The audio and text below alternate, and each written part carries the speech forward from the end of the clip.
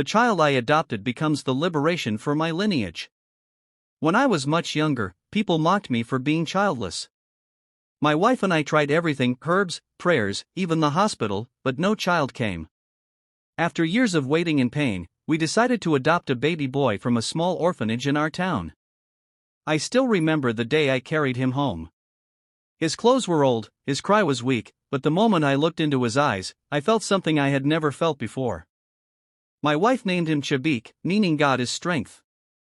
At first, many relatives did not accept him. Some said, "He is not your blood. He will never continue your lineage." Their words were heavy, but we chose to raise Chibuike with love, respect, and good values. He grew fast. He was clever, hardworking, and very disciplined. While other children played carelessly, he was always reading, helping in the house, or asking questions about life. My wife often said, "This child is special. Mark my words." Years passed, and our family faced many troubles. My late father had left behind debts and land disputes that dragged us into shame. Our name in the community had become a symbol of failure. I felt helpless, carrying the burden of a lineage that seemed cursed. But Chibuike was different. As he grew older, he did not hide from the challenges.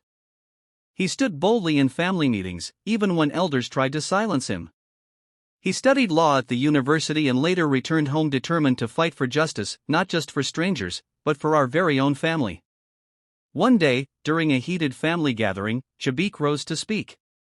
His voice was calm but firm as he challenged the lies that had kept our family under oppression for decades.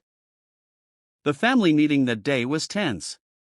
For years, my uncles had controlled everything: our land, our father's properties, even the family name. They spoke with arrogance, reminding everyone of debts and failures.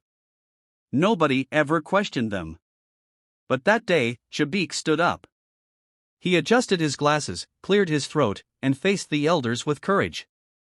"Uncles, aunties, respected elders," he began, "with due respect, I have listened for years to how our family is called cursed, how we are accused of failures. But today, I must say the truth. It is not a curse, it is injustice, passed down by those who took what was not theirs." Murmurs filled the room. Some elders coughed, others shook their heads. But Chibuike did not stop. Our grandfather's land was taken illegally. Our name was dragged in the mud because lies were allowed to grow. I am not here to disrespect anyone, but I am here to say that the time of silence has ended. I have studied the law, and I know the truth.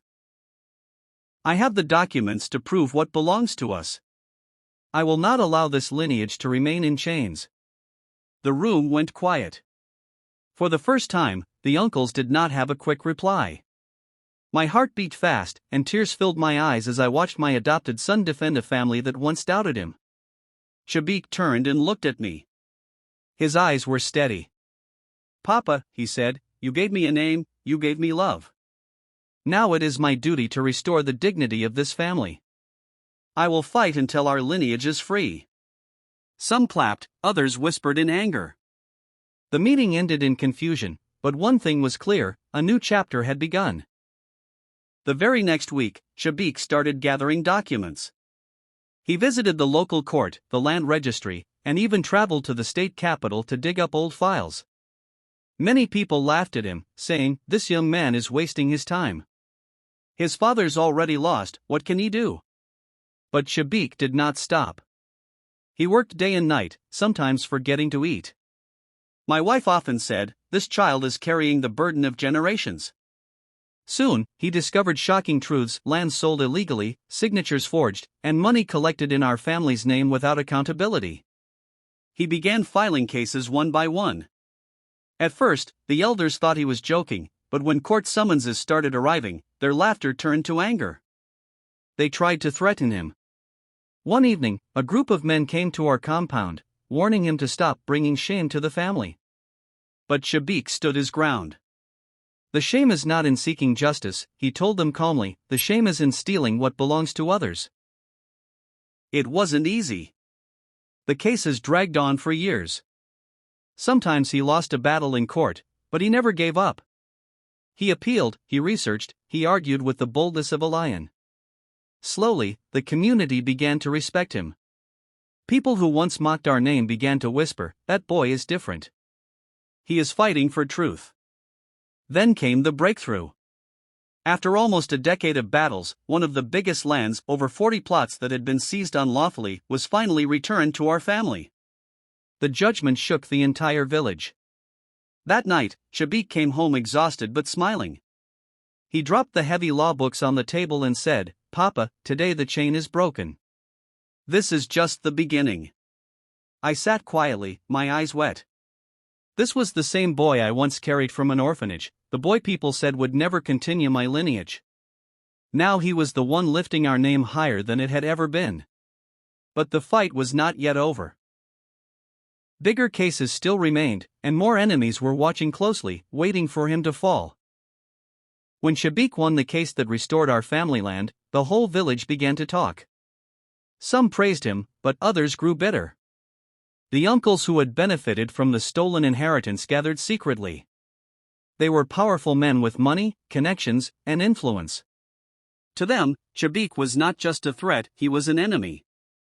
Soon, new challenges arose. One night, Chibuike returned home with a serious face. He sat me down and said, "Papa, they have taken the battle to another level. They are trying to use powerful politicians and corrupt judges to silence me." Not long after, false charges were filed against him, accusing him of fraud and impersonation. The police even came to our house one morning to arrest him. Neighbors gathered, shaking their heads. Some whispered, "We said it, he will not succeed." But Chibuike did not panic. In court, he stood confidently, defending himself with evidence so strong that the case collapsed within weeks. Even the judge, who had been bribed to rule against him, could not deny the truth. Still, the enemies did not stop. They tried to buy him off with huge sums of money, promising him land and wealth if he would drop the cases. Chibuike refused. "I am not fighting for money," he told them, "I am fighting for the truth and for my father's name." When threats and bribery failed, they turned to intimidation.